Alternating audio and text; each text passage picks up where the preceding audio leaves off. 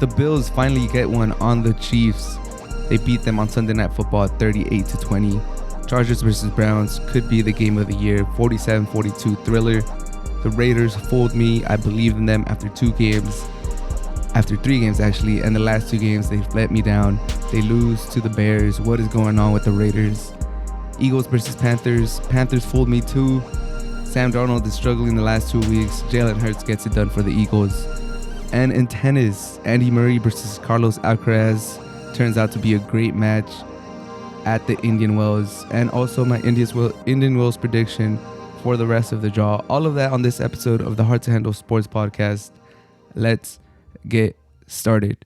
Chiefs versus Bill turned out to be a very entertaining game. It was hyped up. Chiefs versus Bill, rematch of the AFC Championship, where the Chiefs thoroughly took care of the Bills. You know, this was a prove-it game for Josh Allen, who was second in MVP last year behind Aaron Rodgers, you know, who's had his fair share of criticism this year. Even though the Bills came into this game 3-1, Josh Allen had some critics because he hadn't been playing that well. And, you know, people that are Josh Allen fans would say, well, you know, they're beating the Texans 40-0. They're beating, you know, the Washington football team thoroughly. They're winning these games by a lot of points. So Josh Allen does not have to, you know, go out there and get all these points. He doesn't have to throw the ball everywhere, which is true. But with that contract that he got this offseason, the expectations get higher. With all the hype around him, with all the hype around the Bills this year, you know, we just want to see your star quarterback play great week in and week out. So there's a lot of hype going into this game. There's a lot of pressure for the Bills to get a result against the Chiefs. Kind of in the similar to how the Ravens had to get a win over the Chiefs. Kind of how Lamar had to get a victory over Patrick Mahomes. It was almost the same thing for the Bills. You know, if they really want to be the top dog in the AFC, if they want to be the number 1 team in the AFC, be taken as real threats for the Super Bowl, they have to beat the Chiefs. They have to get over that hump. And they did it thoroughly. I might say 38-20 victory. The Bills defense showed up. Their offense showed up.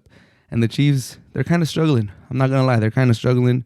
It kind of feels like the good teams have figured out the Chiefs. The bad teams, you know, they're still getting demolished by the Chiefs.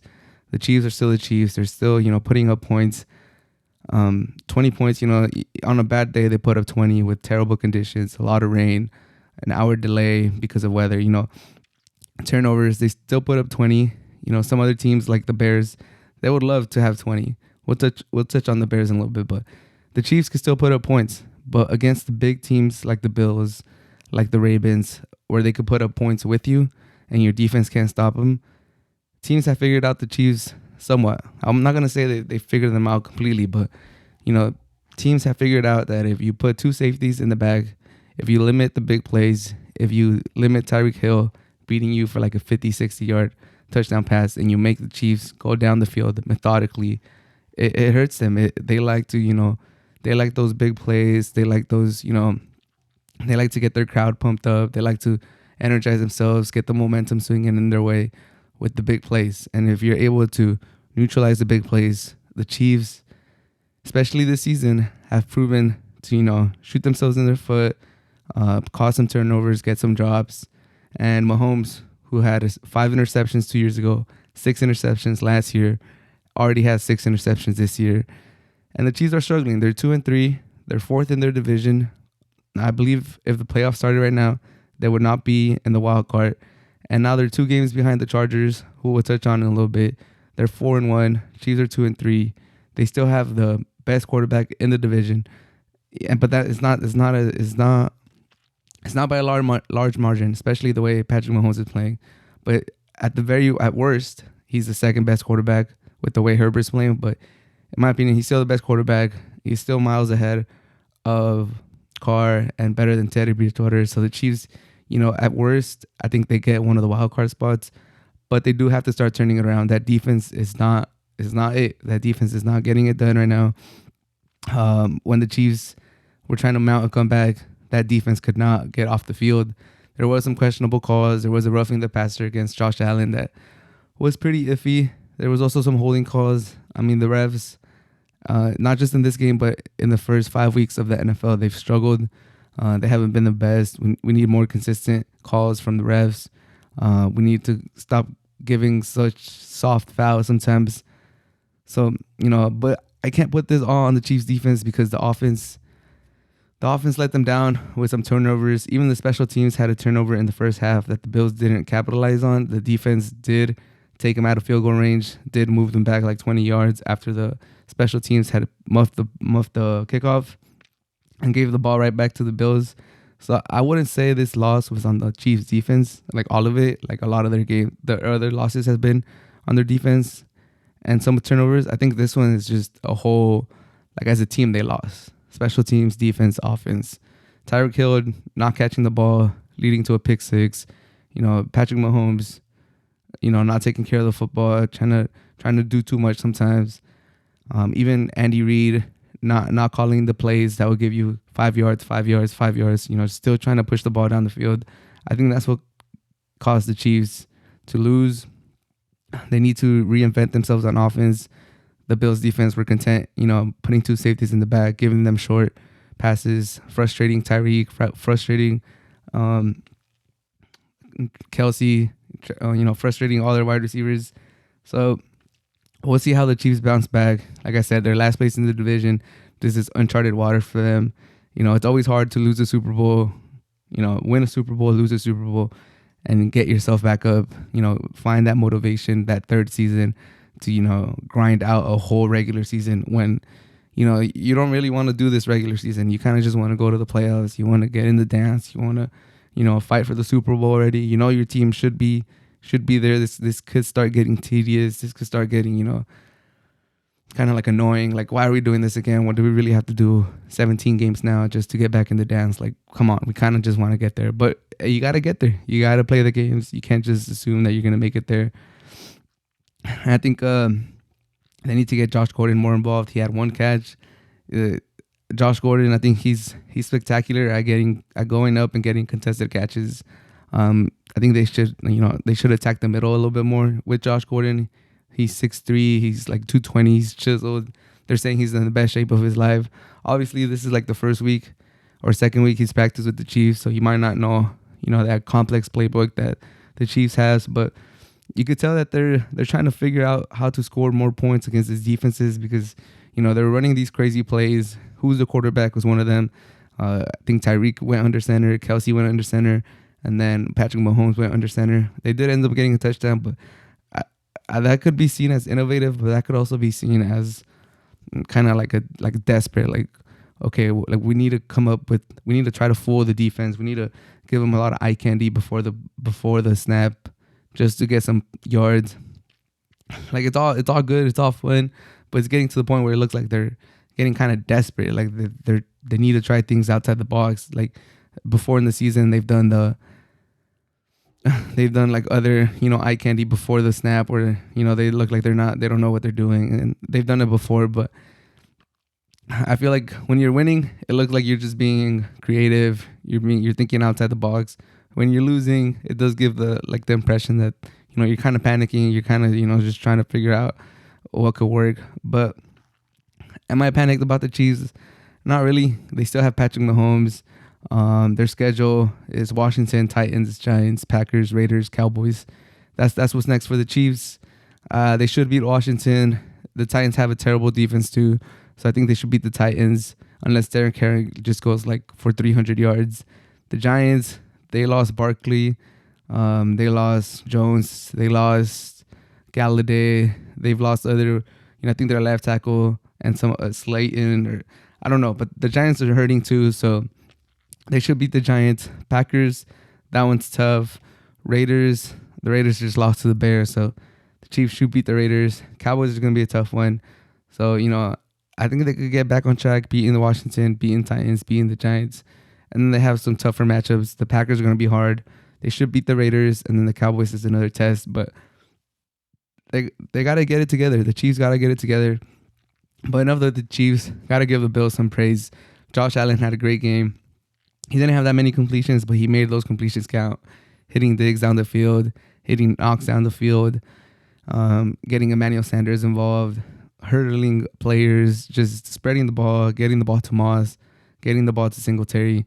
It wasn't the prettiest game by Josh Allen, but he made every big play count, and they rushed him too. They ran him kind of like Lamar Jackson on some designated runs, especially in the first drive. And that's impressive. It just shows you the versatility of Josh Allen. So shout out to Josh Allen. He's really come along as a quarterback. This is probably his most impressive performance of his career, just because he came against the Chiefs in prime time at Arrowhead Stadium. It's just a very, very impressive victory by the Bills. Got to give them a round of applause. Got to, give them a pat in the back. They now have, a lot of confidence, a lot of swagger to finish the rest of the season. Play the Titans, Dolphins, Jaguars, Jets, Colts, Saints next. And they should be the heavy favorites against all these teams. Titans haven't looked the best. Defense is terrible. Dolphins, they still don't have Tua. Even with Tua, they don't look like they got it this year. Jaguars are a mess with Urban Meyer and all his fiasco. They still don't have a win. The Jets, the Jets are the Jets. Colts haven't looked that good this season either. The Saints have been middle of the pack. So, the Bills could really stack up wins right now. Titans, Dolphins, Jaguars, Jets, Colts, Saints. They should go 6-0, maybe 5-1. But the Bills are for reals. You got to take the Bills into consideration for Super Bowl contenders. And Stephon Diggs and Josh Allen still haven't connected like they did last year. They might not do it again just because they have more weapons now. Knox is coming along. Moss and Singletary are getting, catches. Emmanuel Sanders takes a lot of pressure off of, that connection out of Stephon Diggs. It takes a lot of, looks and targets, but I think they still need to click. So I think the Bills still have another level they could get to. So they're going to be very dangerous.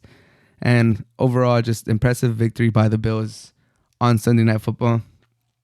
The Chargers and the Browns played an amazing match on Sunday. 47-42 victory by the Chargers. The Chargers are legit. Herbert is legit. Staley is legit. That stadium is legit. The Chargers look like they're for reals. They look like they're the second best team in the AFC right now behind the Bills. They could easily be 5-0. I actually went to the Cowboys versus Charger game, and that game teetered on some fouls, on some illegal shifts, and some, what was the other one? It was an intentional grounding that was kind of iffy too. That game teetered on some fouls that could have gone either way. So the Chargers could easily be 5-0, undefeated, top of the AFC. But they're 4-1, tied with the Bills for the lead in the AFC. And Justin Herbert's playing like the best quarterback in the league. He's playing like out of his mind for his just being his second season. He's just completely taken the league by storm. He looks composed. He looks like nothing rattles him. He throws under pressure. He's not afraid of the moment. He just looks like a 10-year veteran in his second season. So Justin Herbert, if you guys have not caught a Charger game, I'm telling you now, these Chargers are for reals and they're fun. They have Mike Williams. They have Eckler. They have Keenan Allen. They have, even Cook, the tight end. He's been, doing his thing. The Chargers are for reals, and it's time to take them seriously. They beat the Browns. They beat the Chiefs. They beat the Raiders. Tough loss against the Cowboys. The Chargers are tough, man. And this game was super impressive. The Browns came in with, one of the better defenses in the league, and they just went up and down on the field. In the first half, it was a little harder, but in the second half, they got going. And Staley, he just keeps showing that he has, just a massive, set on him, because he doesn't care what the down and distance is. He just analyzes the scenario, the time, the game that's going on. He just knows when to go for it on fourth down, when to not go for it. And for the most part, he calls perfect plays. He lets his offensive coordinator call perfect plays. And the Chargers are legit on fourth down. I think it puts a lot of pressure on the defense, knowing that the Chargers could go for it on any down. Obviously, for defenses, is one of the best feelings for them is getting a stop on third down. You feel great. You start putting up the floor. You're getting off the field. You're going to go get some air. You're going to go get some oxygen. You're going to get some Gatorade. You're going to be able to, sit down for a little bit. But if you're playing the Chargers, that's not the case. They've proven almost every game this season that they'll go for it on fourth down at least 2 to 3 times a game, if not more. And man, it just puts pressure on the defense. I think it energizes the whole team knowing that your coach believes in you that much, that's going to back you up, that he's going to call the right play, that he's going to have his offensive coordinator call the right play. So the Chargers, they have, in my opinion, right now, they have the best quarterback. They have the quarterback that's playing the best in the league right now in Justin Herbert.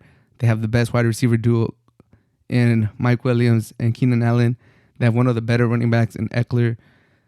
And Derwin James is still healthy. Bosa is doing his thing. The Chargers are dangerous. You got to take the Chargers into consideration when you're thinking about real contenders. They play the Ravens next week. If they beat the Ravens, then, man, they'll have victories against the Ravens, the Chiefs, the Raiders, the Browns, and they're going to really position themselves to, even contend for that number 1 seed in the AFC, which would have been crazy if I told a lot of people. A lot of people had the Chargers as contenders, as playoff contenders, a wild card, second in the AFC West behind the Chiefs. But now they could push for that number 1 seed in the playoffs. But this match overall, it was just very impressive. Back and forth, exciting game. And it just teetered. It was a roller coaster of emotions. Chargers going up, Chargers making a comeback, Browns taking the lead again, Chargers coming back, tying the game, Browns taking the lead, Chargers come and you think they're going to tie it.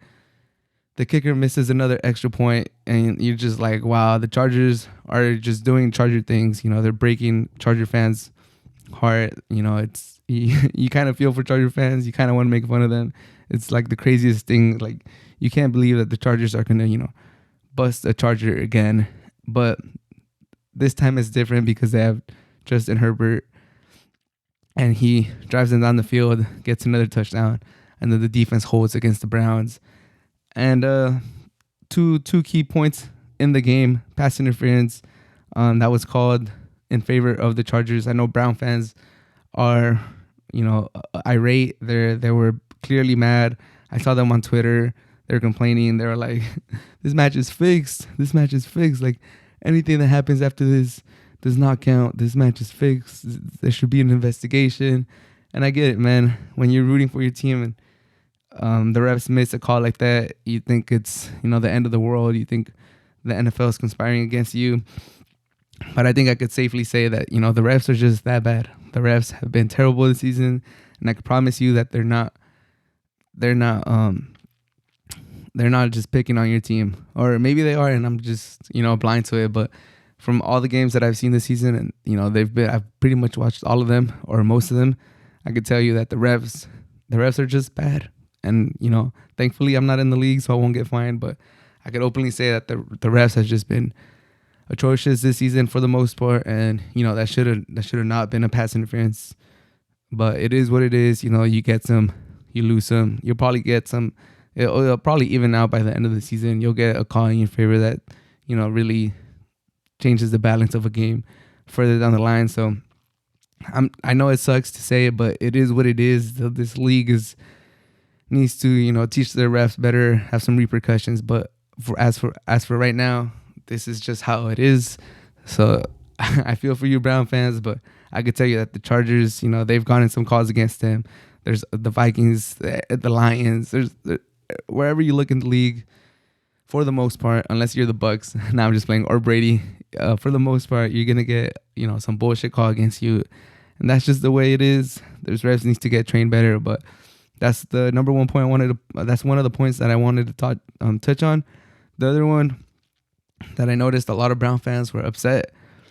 3rd and 10, the Browns were up by 1 point because the Chargers missed their extra point, and they had thrown on second and 10, incomplete pass.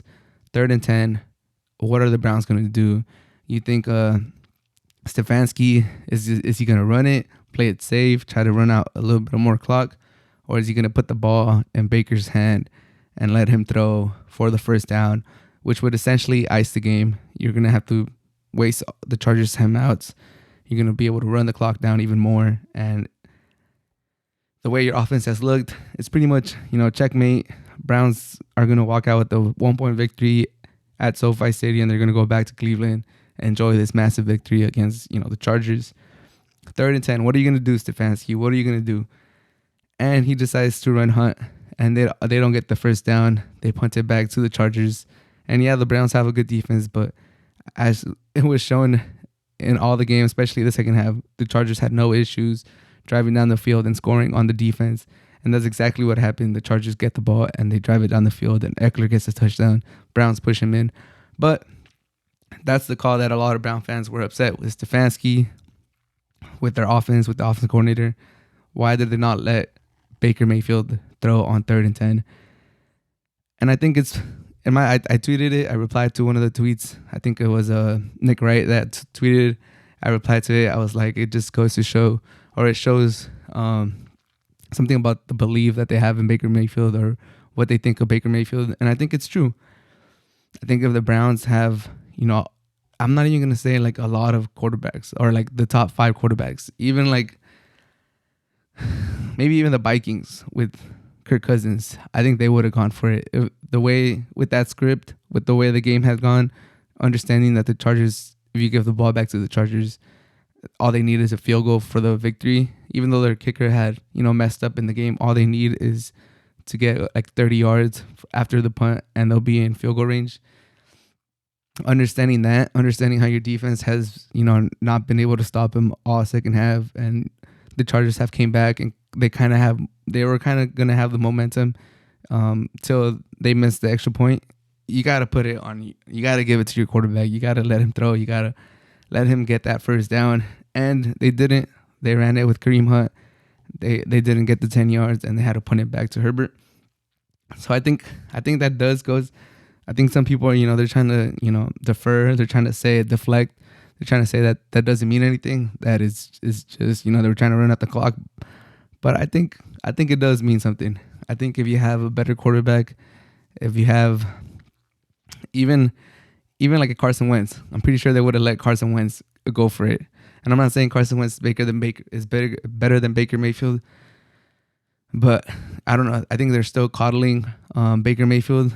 I said it when they played the Chiefs on that drive where they had to go get a touchdown at the end of the game, and they ran a draw play to Kareem Hunt. I kind of got the same sentiment at that point, where it's like, why are you running a draw play when you got to go down the field and get, like, it's not the worst call, but I think you just got to start chucking it down the field and let your quarterback make some plays. But I think I read something into that too, and now I think I read between the lines on this one too, and maybe I'm doing too much reading between the lines, but that's just the impression that I got. I think the Browns still don't trust Baker Mayfield with the game on the line. 3rd and 10. We need this first down to wrap up this victory. Let's go home. Let's go back to Cleveland and forget about this one. We'll squeak out a 1-point victory against the Chargers. But they were content with running Hunt. It didn't work out, and Justin Herbert got the ball and drove them down the field, got the victory for the Chargers. It is what it is. The Browns, they're still probably going to make the playoffs. Their schedule is, it's getting a little tougher, but they should still make the playoffs. The Chargers aren't in contention for the number 1 seed.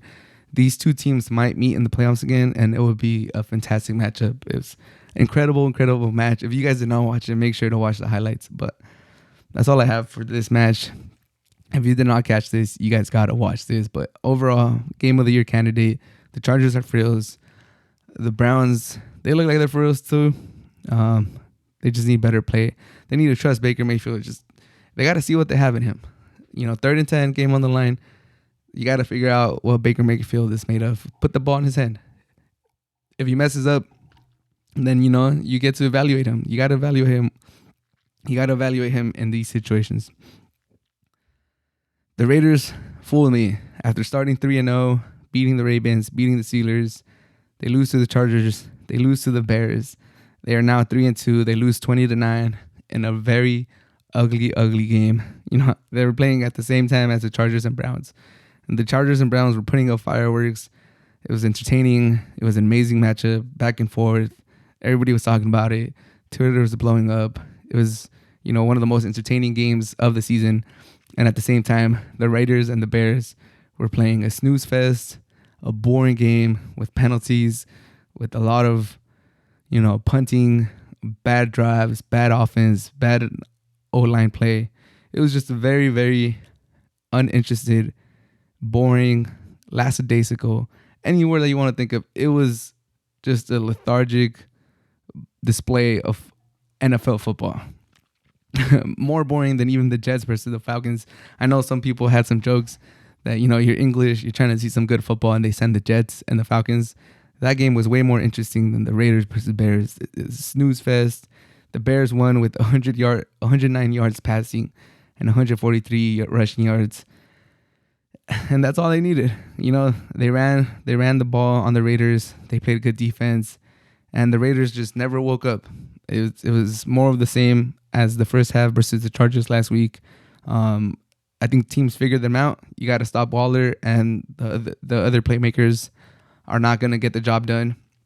Henry Ruggs, it kind of looked like he was trying to, become a number one wide receiver this year, but he's not there yet. He can't carry an offense. He can't, separate himself. He can't, be a consistent target for Derek Carr. Bryan Edwards, drop and drops. Hunter Renfrow, he's a good number 3, number 4 wide receiver. He can't really change a game. He's a nice piece. Don't get me wrong. He's a good quality wide receiver. But when the Bears, are playing good defense and you need a wide receiver to take over, they don't have that guy. They don't have that guy on the team. They need a number 1 wide receiver to open up the playbook to, free up Darren Waller, because teams have figured out the Raiders. You stop Darren Waller, you pretty much stop the Raiders offense. The running game was non-existent, and Derek Carr could not elevate the team. He had a couple throws that he missed. The interception, he kind of put too much air on it. I think if he hits it on a line drive, I think he connects with them. And I think Derek Carr kind of struggles throwing on the run, which is crazy because he used to be pretty good at that, in my opinion. Interception came on the run, down 8 in the second half, 17-9. Raiders have the ball, 4th down. Derek Carr steps up into the pocket. It's not the easiest of throw, but it's a throw that he should make. Wide receivers breaking down the middle. There's a decent enough window for him to, just put the ball there, give him a chance at least. And he overshoots him, doesn't give his wide receiver a chance. Turnover and downs. Bears kick another field goal. It's game over, and Raiders lose. And it's just disappointing because, they look good against the Ravens. They look good against the Steelers. They look good against the Chargers in the second half. But this was more or less the same as the first half versus the Chargers. They could just not get nothing going. And, Chucky had that, that drama going on this weekend. And he kind of addressed it. But I think it might have had an impact with the team. It's hard to say that you can't. John Gruden did apologize. He did, own up to it. He said, he shouldn't have done that, but there's not a racist bone in his body. He wants to lead everyone together as a team. So, he's saying all the right things. We'll see how the league deals with that, but you got to imagine that had an impact on the team. But other than that, I can't put all of, their lackluster play on that event, just because, like I said, they came out flat against the Chargers last week. They came out flat against this week. We'll see how they do next week for the Bears. I still don't believe in the Bears. They're 3-2 now, but I don't believe in Nagy.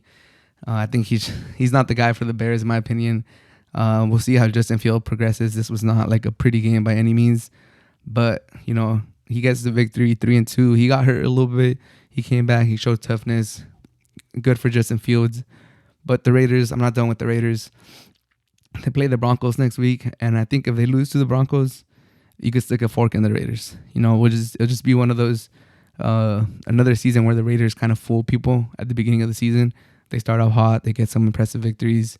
You're starting to get comfortable. You're starting to believe in them. You're starting to, really say start to believe in John Gruden too. You're like, oh, is this the year? Is this?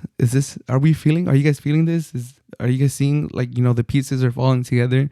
He's finally, building his team. He's finally completing his roster. His vision is coming together. You start to get a little excited, and you think this project that John Gruden has started is heading in the right direction.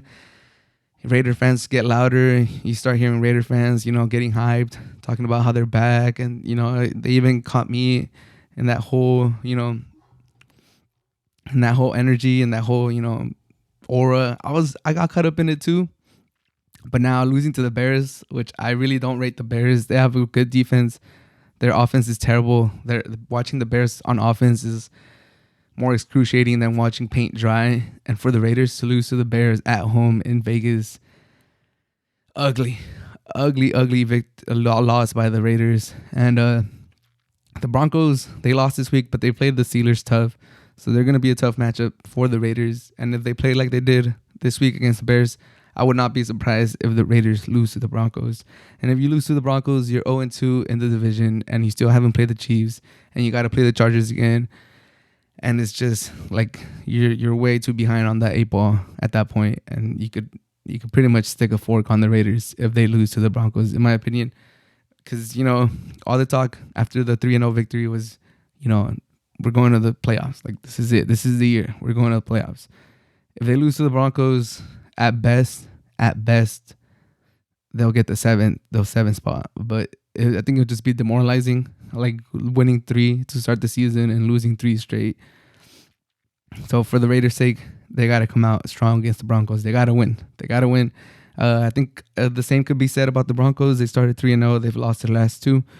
I think it's the same. It's more along the same lines. Like if the Broncos losing 3 straight after winning 3, it'll be killer for the team. But overall, the Raiders I feel like I got bamboozled. I feel like they fooled me. I believed them after 3 weeks. I was, I even gave them a little shout out. I was saying that going into the Chiefs game at week 9, the way their schedule was setting up, they should be like 7-2, 6-2, whatever week they play. If they play week 8, 6-2, 7-2, something like that. I was believing in the Raiders. I looked at their schedule and, they should beat these teams. And the Bears, one of the teams that they should beat. The Chargers was the team that I was like, okay, if you lose, it's the Chargers. They look like the Chargers have been looking good. It's not the end of the world. But the Bears, good teams beat the teams they're supposed to beat. And the Raiders lost to the Bears. So I am almost out on the Raiders. If they lose to the Broncos next week, I will be completely out on them. The Eagles defeat the Panthers 21-18. The Eagles offense was dead for almost 3 quarters. The Panthers defense was imposing themselves. But that Panthers offense could not take advantage of it. They could never really extend the lead past 2 possessions. And at the end of the third quarter, Jalen Hurts and that Eagles offense woke up, got a touchdown, made the game interesting. And I got to give Jalen Hurts for not putting his head down, not giving up on himself. Just stay with the game plan, keep going. I have him in like 3 fantasy leagues. So it was excruciating keeping up with this game, watching this game, because it was like, man, what's going on with the Eagles? Jalen Hurts is giving me like 3 points in 3 quarters. It's looking bad. Like, he's going to cost me all these victories. But to my surprise, the Panthers could never, or to my, satisfaction, I was just happy that the Panthers were not, taking that big of a lead. So it would keep the Eagles, motivated, or they wouldn't pull their starters. Because it looked ugly for the Eagles. Like, they could not get nothing going. And I do got to say that Sam Darnold kept the Eagles in the game. He had 3 interceptions this game. He did not look good. He looked inaccurate. He missed wide receivers. He missed his running backs. He missed his tight ends. It was a bad game by Sam Darnold. The worst game of his career with the Panthers. The worst game this season. And he basically kept the Eagles in it, and he kind of gave them the game with that last interception. He has 5 interceptions in the last 2 games. After having 1 in the first 3 games, it's bad. 6 touchdowns, 6 interceptions for the season now. I like Sam Darnold. I wanted to believe in him. I said that the Panthers were going to make the playoffs before the season started. I said Sam Darnold, could be most improved, or, comeback player of the year, whatever you want to say. He could have a bounce back year. He could get that extension with the Panthers. But these last 2 games, man, it's been tough for Sam Darnold. I would not be surprised if the Panthers, are already, sending their scouts out to see that. Although the QB class for next year doesn't look too strong, but Sam Darnold, man, after impressive showings against the Jets, the Saints, and the Texans, not the best competition, but he looked solid. He was slinging the ball, going over 300 yards, looking like he had the offense under control, looking like, his confidence was up, looking like, that offensive coordinator had fixed him. It looked like a whole new Sam Darnold. And these last two games against the Cowboys, against the Eagles, it looks like he's regressed to the Jets, Sam Darnold. And I'm still a Sam Darnold fan. I want to see him succeed. So, hopefully he's able to bounce back. But like Sam Darnold, you gotta show something, man. The Panthers have a decent amount of weapons. I know McCaffrey's not there, but you still got, Roby Anderson. You still have more. You got Hubbard is not bad. He went over 100 yards rushing. Like, you got to show more, man. He's young. He's younger than Burrow. That's something I always got to push. Like, I know he's been in the league for a while, but he is younger than Burrow. But like, you see Burrow play. Crazy game against the Packers today. But you see Burrow play, and yeah, he makes mistakes, but you could see the leadership. You could see that he's like a franchise quarterback. I just want Sam Darnold to just take it by the reins, man. And today against the Eagles, the Eagles aren't not, one of the better defenses. They're not one of the better teams in the league. And the way the Eagles offense was playing at the beginning of the game, it should have been Sam Darnold, just, choke him out. Just don't give him a chance. Like, the defense was playing great. The Eagles could not get nothing going. If the offense would have done, just something, it would have been demoralizing for the Eagles. It would have put the game out of reach. But Sam Darnold and that offense could not get anything going. Let the Eagles, linger around, and they paid for it at the end of the game. Panthers are 3-2 now. We'll see how they finish. But man, Sam Darnold let me down. Jalen Hurts impressed me that last quarter and a half. Good job for Jalen Hurts. He couldn't really run today. That defense, kept them under control, kept them behind the line of scrimmage, didn't let him scramble. But he got the job done. Shout out to the Eagles defense for coming up big, but I think it had more to do with Sam Darnold just seeing ghosts. He was seeing ghosts again, like last year, or when he said it when they played the Patriots. He was seeing ghosts again. He's seeing ghosts the last 2 weeks. Hopefully he doesn't see too many more ghosts the rest of the season, but good job for the Eagles. They're 2-3 now. Panthers, they fall to 3-2. They're starting to look kind of like the Raiders. They're starting to look like it was a fluke. That hot start was a fluke, but we'll see. I still think they should make the playoffs. I want the Panthers to make the playoffs. They have some quality players that you could root for easily, like Moore and McCaffrey, even Sam Darnold. But like I said, these last 2 weeks they've looked like pretenders, and we'll see if Sam Darnold is able to turn it around. Let me know what you guys think. You guys think Sam Darnold could turn it around the rest of the season, or is this who Sam Darnold is? 6 touchdowns, 6 interceptions. I think his career stats, he's like 57 touchdowns and like 3 or 4 less interceptions. It kind of looks like that's the guy that he is, like just hovering around a 1-to-1 ratio. But hopefully that's not it, and he's able to turn it around. The Indian Wells Open is going well. It's good tennis. We've been seeing a lot of quality tennis. And one of the matches I was very excited to watch, Andy Murray versus Carlos Alcaraz. Andy Murray beats the Wonder Boy Carlos Alcaraz in a 3-set thriller. Exciting match. Great stuff by Andy Murray. He lost the first set to Alcaraz 5-7 after having a 4-1 lead, 4-1 game lead. He kind of choked that away, and good job by Alcaraz fighting back, winning that first set. And honestly, after seeing Andy Murray kind of lose his composure against Casper Ruud in the San Diego Open, where in the second set, it looked like he wasn't trying. It looked like he kind of like let the defeat of the first set get to his head. Even the commentators were saying, like, is something wrong with Andy Murray? Why does it look like he's kind of defeated? He's not moving the same. He's not, playing the points as he was in the first set. And to Andy Murray's credit, he finished that second set against Casper Ruud in the San Diego Open in a way better fashion. He made it competitive. It looked like he might even win that second set and force a third set. But I thought he was going to, get down on himself again at the Indian Wells after having a 4-1 game lead in the first set and losing it 5-7. I thought that could be in the cards where Andy Murray just, kind of punishes himself. It's not there kind of mentally. It just kind of checks out for a little bit. And in tennis, that's all you need. If you check out for like one or two games, like that's it. Like you get broken, and it's hard. It's so hard to get that break back, and it's just tough. So I was kind of worried watching the match. I was like, how's Murray gonna react to losing the first set? And he showed up. He responded like the former number one player that he is, winning 6-3 the second set, winning the third deciding set 6-2, and just looking like kind of like the old Andy Murray. He had great court coverage. He was able to win those long rallies.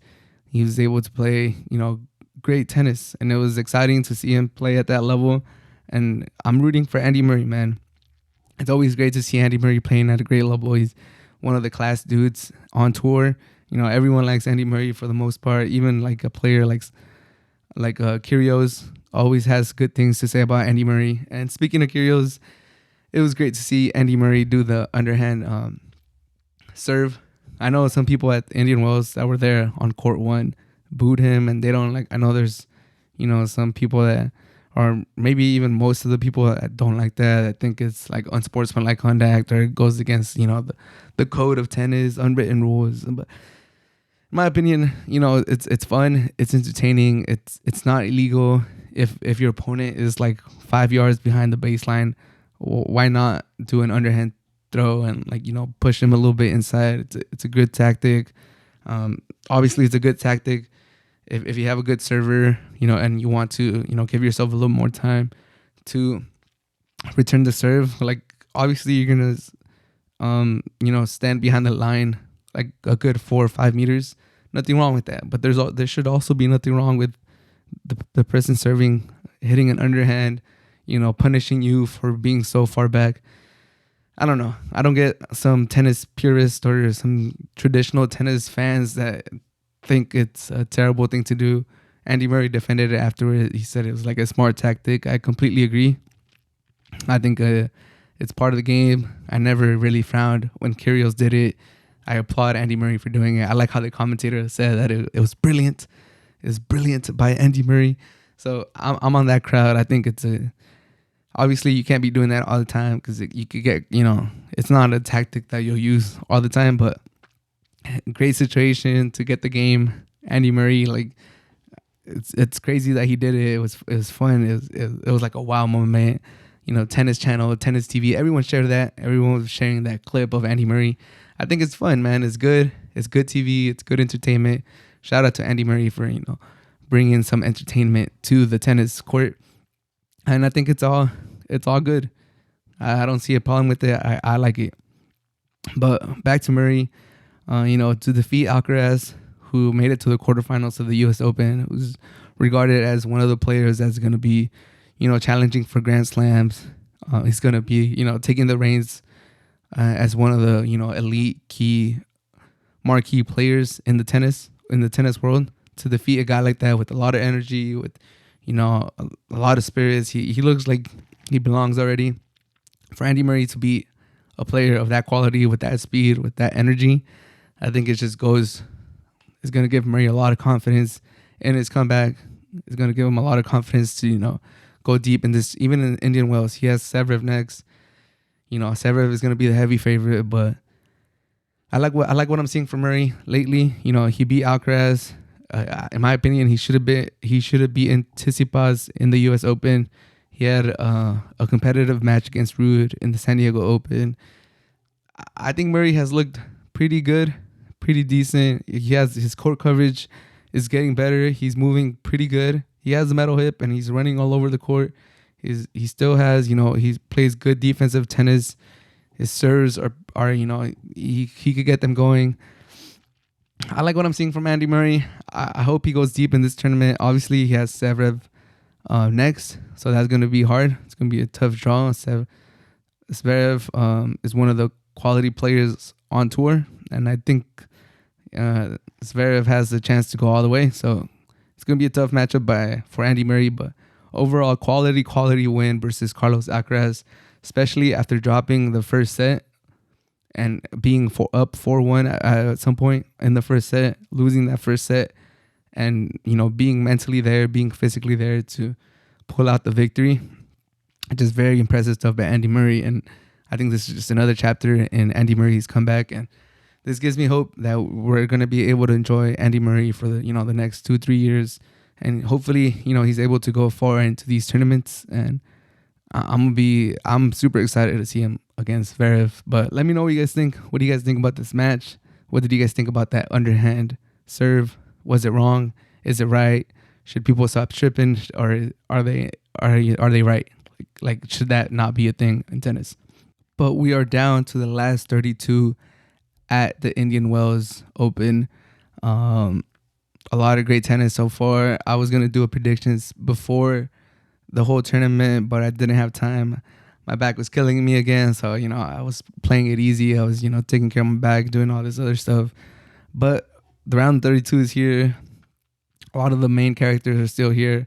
Unfortunately, my boy Felix is gone, but for the most part, all the top draws are still there. And my prediction for the semifinals, I want to see a Tsitsipas versus Zverev rematch. They played in the semifinals at the Cincinnati Open, and it was a great match. That was a match where Tsitsipas went to the bathroom, and Zverev and his team accused him of cheating, and then he did it again at the U.S. Open, and Andy Murray called him out on it too, and Opelka has talked about it. Everyone's basically given their point of view on this whole Tsitsipas bathroom thing, and it kind of picked up steam at the Cincinnati Open during the semifinal match versus Zverev and Tsitsipas, and that match was amazing. Zverev coming back, I think he fended off match points, like a lot of match points, a lot of set points, and he beat Tsitsipas. I think he was down 4-1 or 5-1 in the deciding set, and he came back and won. So I'm looking forward to that. I think Tsitsipas versus Zverev in the semifinals should be amazing, like a great match. I'm kind of low-key rooting for Andy Murray to pull off the upset in the round of 32 against Zverev, but I just don't. I want to see it happen. I want the upset to happen, but I just don't. I can't, get myself to really see him beating Zverev. Zverev is just probably playing one of the best tennis in his career. Great match against Brooksby, and last time we saw him at a Grand Slam, he had an amazing match against Djokovic. So I think he gets there. I think he gets to the semifinals. And for Tsitsipas, he's going up against Fognini, and after that he should play the winner of Garin versus De Minaur. And after that, it'll be someone in between Ramos, Vinolas, Basilavili, Kachanov, and Carreno Busta. So I think Tsitsipas is clearly the best player out of all those 8 on his side. So I think Zverev has it a little bit harder playing Murray and probably, Monfils and Sinner or Berrettini. So that side is way harder. I could see Zverev slipping up against, Monfils or Sinner or Berrettini, but I think Zverev has it in him to get to the semifinals and just set up a great rematch versus Tsitsipas.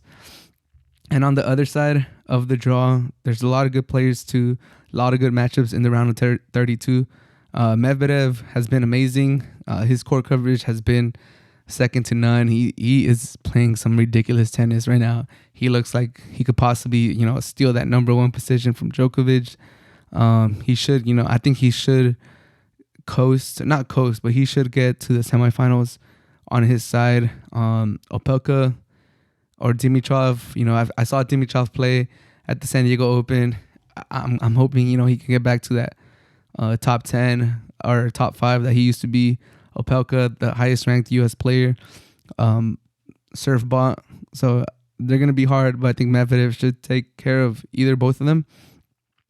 Shapovalov or Karatsev, we'll see who wins. Tiafoe versus Hurkacz, I think that's going to be a great match too. But I can't see any of these guys beating Medvedev just right now. Obviously, I want to see some great tennis, but I just can't see any of these guys beating it. Maybe Shapovalov if he catches, form and gets into, Wimbledon form, but I don't think he's going to get to that level right now. He's just not playing that consistently. He's kind of erratic right now. And on the other side, I think Rublev is going to get a rematch against Norrie. I saw them in the San Diego Open too. Norrie beat him in the semifinals, so I think it looks like they're going to set up a rematch if Nori could beat Bautista Augusto. And Schwartzman versus Evans, Harris, Rude. Rude is playing some great tennis too, so I would not be surprised if he gets to the semifinals. But overall, I think Medvedev gets to the semifinals versus either Rude or Rublev. That Rublev versus Rude should be a great matchup in my opinion. I think those are the two stronger ones from that side of the draw. But I think Rublev is he's gonna get his bois going. So I think Medvedev versus Rublev is my semifinal prediction, with Medvedev going up against Rublev, and I think that would be just a great final. Medvedev versus Severev. I kind of wanted to see that at the U.S. Open, but Djokovic was able to beat Severev, and I think it would be a great matchup, and I think Medvedev would win. Unfortunately for me, as his Zverev fan, Medvedev is just, he's playing too good of a tennis right now. I think he's the heavy favorite, and I think he's gonna pull it off. He's just unorthodox tennis, but it's getting the job done. He's just hitting all the right angles. He's moving amazing for a guy with such height. He's like, every time I watch him play, I'm like, how is this man getting to this balls? How is he able to move so swiftly and so agilely? Like, come on, man. Like, this guy should not be able to move like that. If he serves this good, if he hits the ball this good, there should be some drawback, but there's none. He's just playing just really amazing tennis right now. So gotta give Medvedev his props. As a Tiafoe fan, I kind of want to see him upset Hurkacz and go a little bit deeper. I think Tiafoe versus Shapovalov would be fireworks, but we'll see. Overall, Indian Wells has been amazing. They're playing tennis in tennis paradise. It's been great. A lot of great games, a lot of great shots. That Tiafoe shot against Korda was ridiculous. Like I said earlier, Murray versus Alcaraz was a great match too. It's just been a great tournament. I love tennis, man. I'm excited for the rest of this tournament. Indian Wells has lived up. The BNP Paribas Open has lived up. What a great tournament so far. Let me know who do you guys think is going to make it to the final. Who do you guys think is going to win it? And if you guys have been enjoying this tournament, because as far as myself, I think it's been a great tournament. It's been a lot of fun, and I can't wait to see these round of 32 matches. I think almost all of these round of 32 matches are quality. It's going to be good tennis. It's going to be, fun, entertaining. So make sure to, subscribe to Tennis TV or find a stream. You didn't hear it from here, but just find a stream somewhere, get Tennis TV, watch these games, because it's going to be amazing. But that should do it for episode 68 of the Hard to Handle Sports Podcast. A great week of NFL football. Great start to the BNP Paribas Open. And, thank you for listening. Thank you for subscribing to the podcast. And I'll see you guys soon. Have a great rest of your day.